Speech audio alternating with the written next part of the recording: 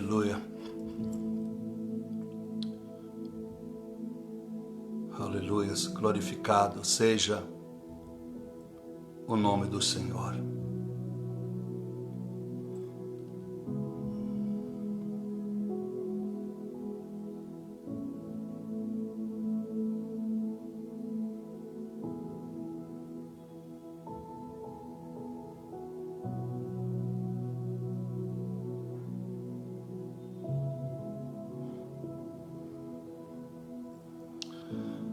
Aleluia, graças a Deus estamos aqui novamente e Deus tem sido bom. Você pode dizer assim como eu, Deus tem sido bom, Deus tem sido maravilhoso conosco. Louvado seja Deus por isso. Quero ler o versículo para os irmãos, 3 versículos, no Salmo 109, Salmo de Davi. Enfrentavam uma grande luta contra os inimigos, as pessoas zombavam dele, mentiam contra ele, passou muitas perrenhas Davi. Então ele escreve esse salmo.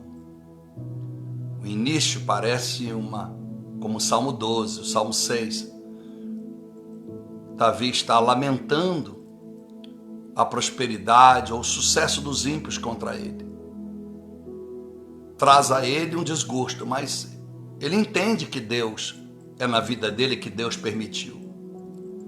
Aí Davi, no verso 24 do Salmo 109, ele diz assim: meus joelhos estão enfraquecidos pelo jejum e o meu corpo emagrece.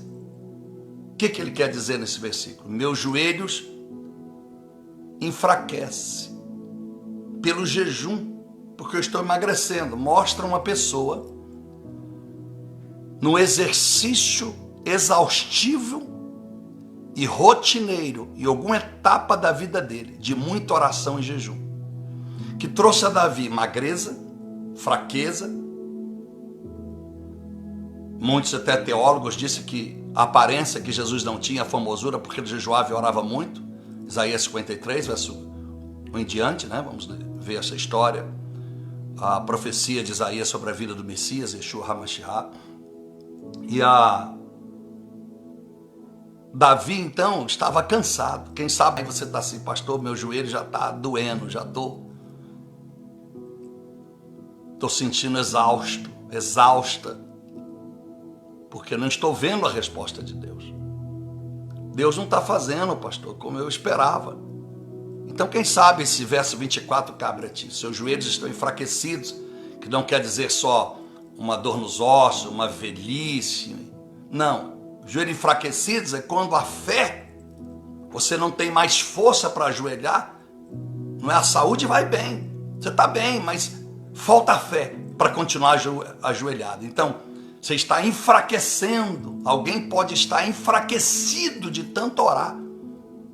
Emagrecer, quer dizer, está havendo perdas, mas nada Deus está fazendo. Mas de repente, verso 26 disse Davi: ajuda-me, Senhor, meu Deus, salva-me pelo teu nome. O clamor de um homem que sabe que Deus podia a qualquer momento mudar a sua história. Aí ele diz no verso 27, para que saibam que isso vem da tua mão e que tu fizeste, Senhor. Olha aí, para que todos saibam que foi permissão do Senhor eu passar por essas provações, por os caminhos tortuosos. Então, meu Deus, ajuda-me. Aí, verso 28, eu termino, ele diz: mesmo que eles me amaldiçoam, o Senhor transforma em bênção. Não há nada que Deus não possa fazer por você. Esperar com paciência. Quem sabe hoje é o dia que você está igual a Davi, pastor. Estava quase desistindo, se só não lesse esse versículo aí. Por isso que eu falo sempre, né? As pessoas podem não assistir uma oração, dormir, né? E dizer, vou assistir amanhã, pastor, deixa lá no Face, lá no Instagram. Veja amanhã, Instagram não, porque uma hora depois vai embora. Mas no Face, as pessoas podem ir lá no Face, no YouTube. E eu? Você já perguntou, e eu, Pablo? Como é que o pastor Pablo faz? Já pensou se eu resolver dormir cedo? Como é que faz? Talvez você não, mas alguém que precisa, alguém que já... Essa oração é o alimento da vida dele, é o Rivotril da vida dele, essa oração. Eu oro e ela dorme em paz. Será que tem alguém assim? Então você imagine que eu não posso dormir, eu não posso ter falha, eu não posso ir para uma festa, eu não posso ir para nada que possa, meia-noite, me roubar a oração. Até dia 31 de dezembro. Sabe o que é isso? Parece simples. Parece mesmo. Então, meus joelhos não enfraqueceram. Não estou desanimado, pelo contrário. Cada dia mais entusiasmado, mais entusiasta me torno pela obra do Senhor. Jejuamos pela sua vida hoje. Hoje, mais um dia, jejum, arrependimento e perdão. Estamos clamando, jejuando além daquilo que tínhamos comprometido, do tempo, estamos fazendo com graça, para que Deus possa nos agraciar com o seu perdão. E aí, não há por que temer. Cuidado com as notícias, para elas não te desanimarem. Porque se as notícias ruins vierem, mas você tiver Jesus, para que temer? Mas as coisas não estão fáceis para quem não tem Jesus de fato na sua vida. Então vamos confiar em Deus, servindo a Deus como Ele merece. Senhor, meu Deus e nosso Pai, aqui estão os pedidos de oração e mais uma vez nós apresentamos todas essas vidas e almas diante do Senhor. Não cansamos de buscar o Senhor. Quando o cansaço vem do nosso corpo, muitas das vezes reflexo da vida que levamos, da má alimentação, da maneira errônea que levamos a vida, mas o Senhor orava todas as noites no Getsemane. A Bíblia diz que isso ia à noite para lá, repousar no Getsemane. Quer dizer que o Getsemane não era um lugar de oração, a oração te dava descanso, por isso te dizia que isso ia repousar e orar como de costume no Monte Getsemane.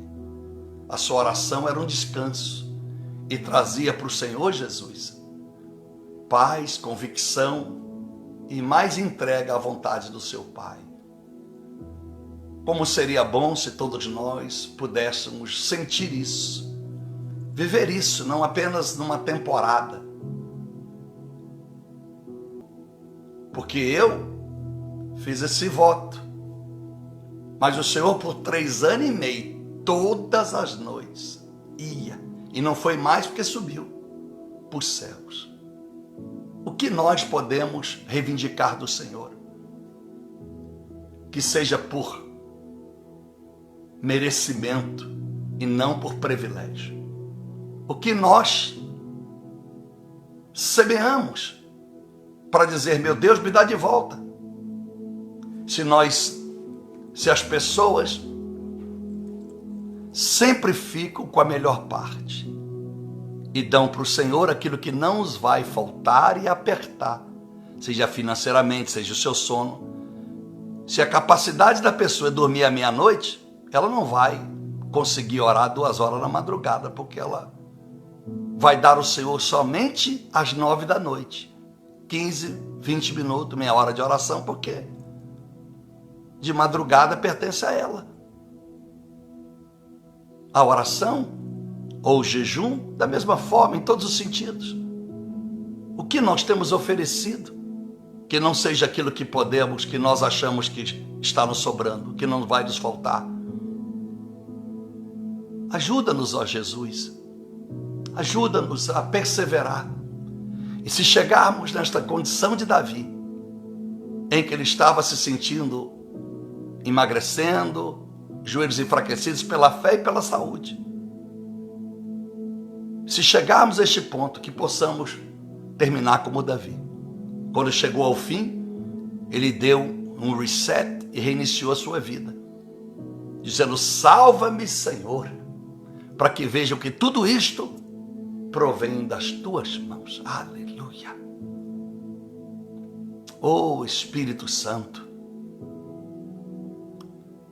o mundo pode falar em maldição, Os médicos podem dizer que nós estamos no mesmo barco, mas nós respondemos como Davi.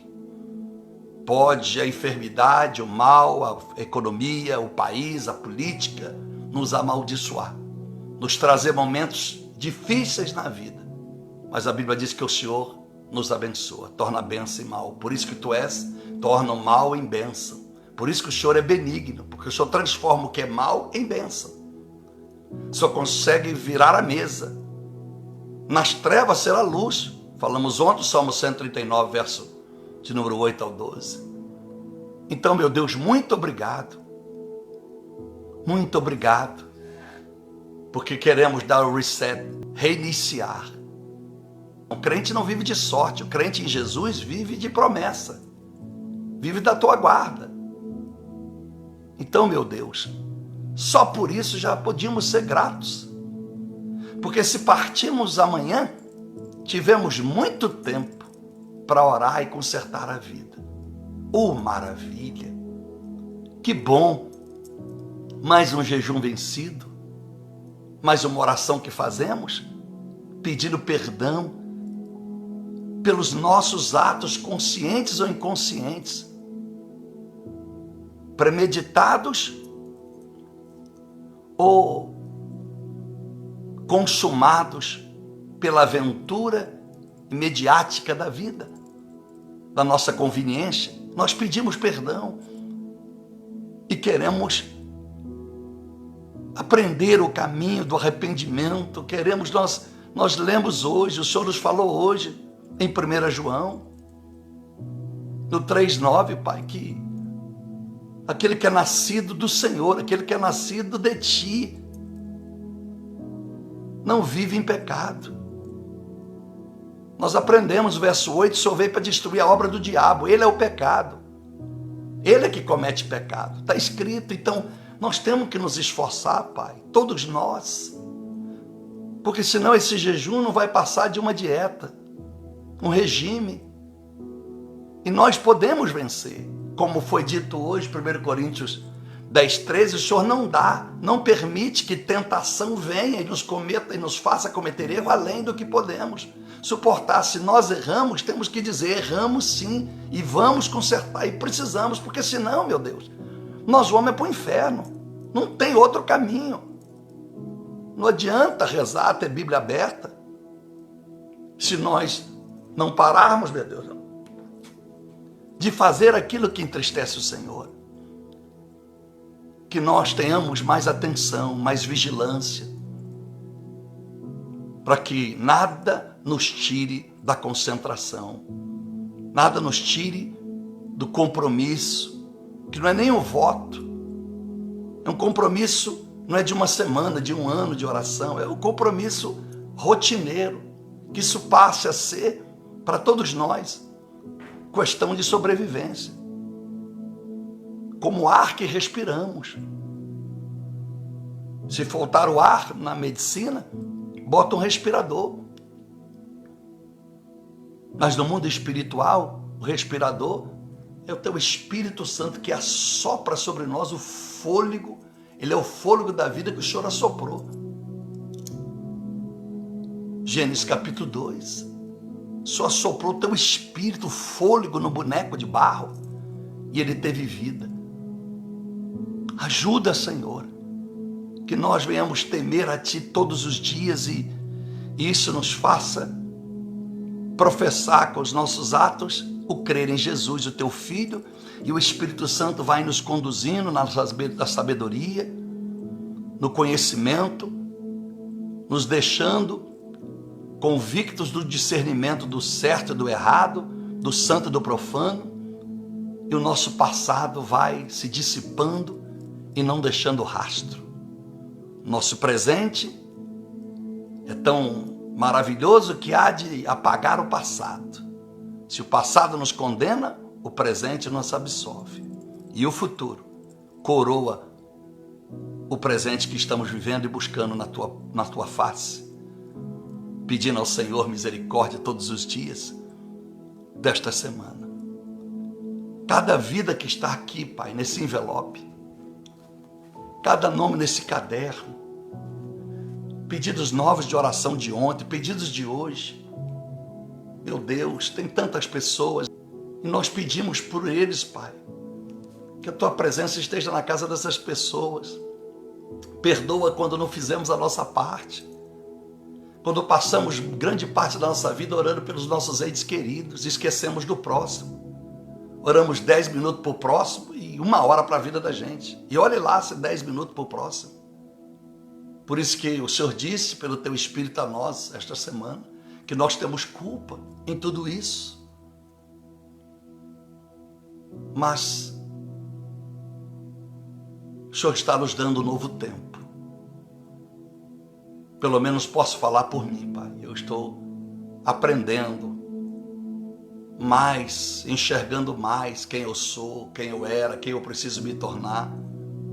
Estou vendo o quanto falhei, o quanto a gente falha, o quanto às vezes as distrações nos tira a atenção do seu reino, o quanto que as coisas do mundo, as coisas da carne, nos rouba a santidade, nos rouba a seriedade. Mas que bom, Pai, que o Senhor não nos abandonou no buraco, na fossa, no lodo, na masmorra, nas trevas. O Senhor nos reabilitou através desta oração, através das nossos jejuns, consagrações, para que todos nós aqui pudéssemos, Pai, regozijarmos e crer como Davi, que toda maldição o Senhor está se tornando em bênção, porque nós resolvemos buscar a Tua face.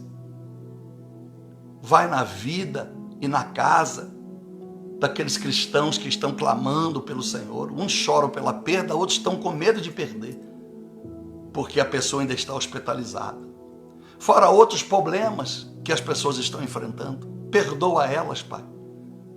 Porque já dissemos tantas vezes esse versículo de Lamentações 3,39, o Senhor diz, porque o homem lamenta e queixa-se da sua vida, se tudo que acontece de mal é fruto do próprio pecado de cada um. Então, meu Deus, se a gente lesse todo dia esse versículo, a gente não precisava nem orar, pedir ao Senhor isso ou aquilo, ou ficar desesperado, porque precisamos de dinheiro, precisamos de um trabalho, precisamos da saúde, precisamos a certeza de que tudo vai dar certo em casa, porque se nós pararmos de pecar, então seremos acumulados de bênção. Provérbios 28, 20. Então, meu Deus, isso traz o consolo para mim, porque eu não preciso me preocupar com o diabo, qual é a força dele. Não preciso me preocupar. Meu Deus, que as coisas vão de mal a pior na economia, no mundo. O certo é que se todos nós concentrarmos a nossa vida em seguir a Tua palavra, a bênção virá sobre nós. E quando vier a morte, se vier e quando vier, é um detalhe. Paulo nos ensinou mais uma vez, falo sempre esses versículos de Paulo. Filipenses 1:20, Gálatas 2:20, Atos 20, 16 adiante, sempre falamos esses versículos. Em que Paulo não tem a sua vida como preciosa, porque ele tinha convicção para onde ia. Já tinha passado da fase de Filipenses 3, em que ele está dizendo para toda a igreja de Filipos que ele ainda não tinha alcançado, mas prosseguia para o alvo. Capítulo 3, verso de número 6 até o 16, Senhor. E no 17 ele vai dizer, imitai-vos a mim. Então, meu Deus, se um dia acabar a nossa referência, se Jesus a gente enfraquecer porque não vemos, não tocamos, não sentimos, Pai, em nome dele, em nome do Senhor, da sua Santíssima Trindade, nos dê referência como Paulo. Nos dê referência como Paulo, para que a gente possa imitar a fé, possa imitar o estilo de vida, e assim, meu Deus, ter uma vida exemplar, não só à vista de todos, mas quando estamos no oculto, quando ninguém está olhando para nós. Perdoa, Pai, reavive em nós essa chama,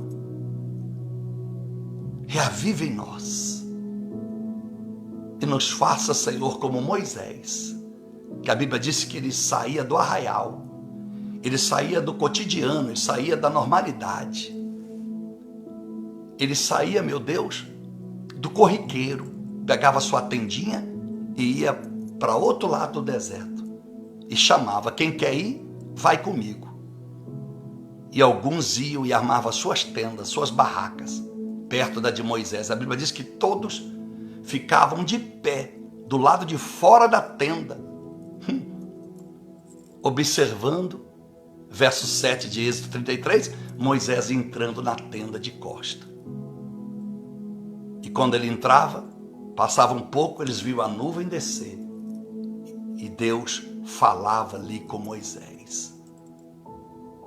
Obrigado por essas pessoas que mesmo no deserto, mesmo que eu não seja um pastor renomado, estrela de televisão, com megas templos, mesmo, quem sabe, alguém me vendo, achando que vivo no deserto, ainda tem alguém que segue esse Jesus que eu sirvo.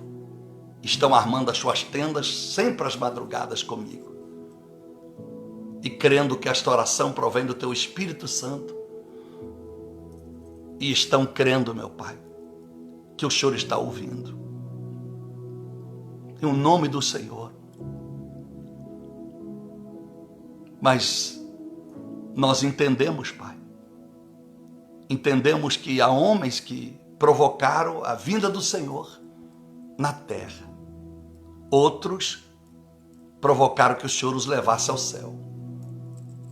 Moisés trouxe o Senhor à terra. Paulo fez o Senhor levar ele ao terceiro céu. E voltou. Quem somos nós, Pai? Aqueles que provocam a sua vinda em casa? Ou aqueles que a nossa busca, intimidade é tão grande que o Senhor nos leva na tua casa? Uma coisa é a gente visitar a casa de pessoas, outra coisa é trazer essas pessoas que nos convidam dentro do nosso lar. O Senhor trouxe e levou Paulo dentro da tua casa. Que privilégio, Deus. Porque ele reconhecia o pecado. Estava sempre buscando o Senhor. Por isso escreve tantas epístolas, tantas cartas. Por isso é o precursor do fundamentalismo da igreja. Vivemos a igreja apostólica pregada pelo apóstolo Paulo, com os 4 evangelhos de Mateus, Marcos, Lucas e João. Paulo nos dá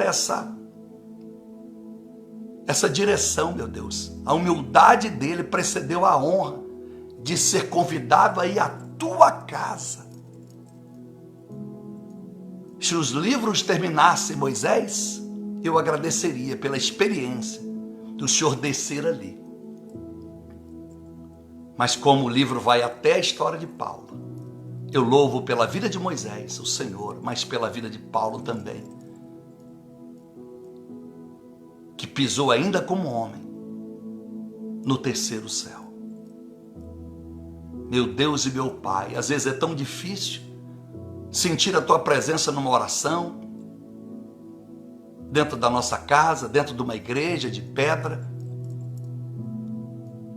Às vezes é tão difícil ter esperança. Davi sofreu isso, acabamos de ler.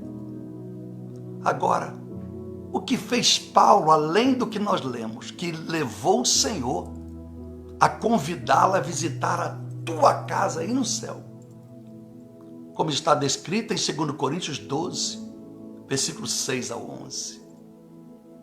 O que fez o Senhor convidar este homem e mostrar coisas grandiosas? Ele ouviu, ele viu coisas inefáveis, não dignas de ser dita ao homem. O homem não era digno de ouvir, ele não quis escrever.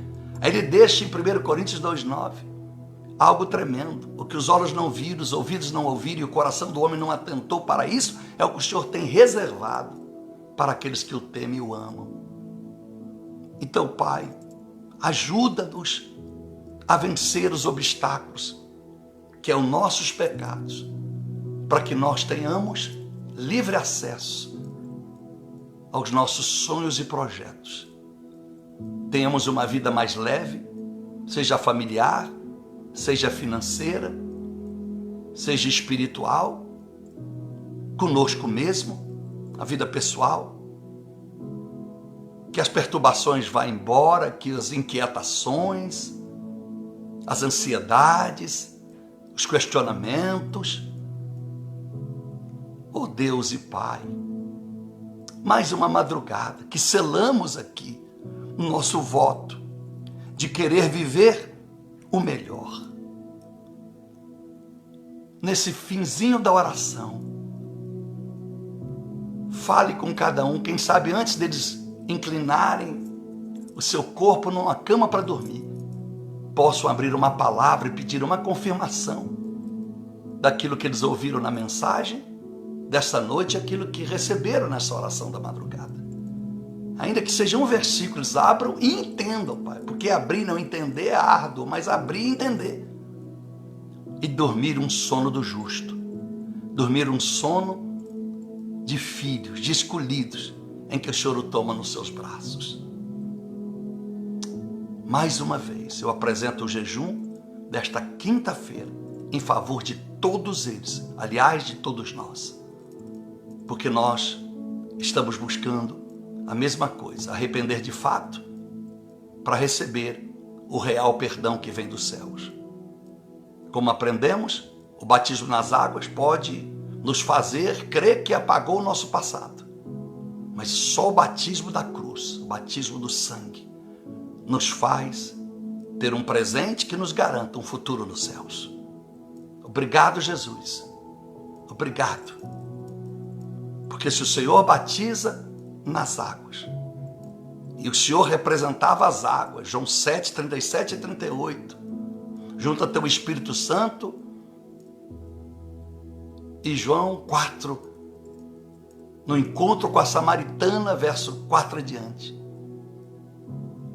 Se o Senhor batizasse, aonde estaríamos nós? Então, obrigado pela sua justiça. Que fique gravado no coração do seu povo. Romanos 3, que lemos hoje para a ministração da palavra. Versos de número, meu Pai, 16 adiante. Possam todos lerem. Muito obrigado. Que a paz do Senhor seja conosco. Que o gozo do Senhor seja aquilo que há de nos mover nesta. Vamos viver dia após dia, um dia após o outro, cada dia a cada dia.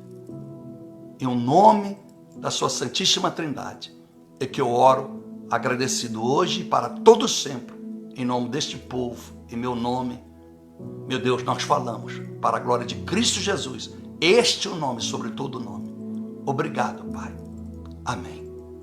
Deus te abençoe. Deus seja contigo. Deus manifeste na sua vida a bondade e a graça.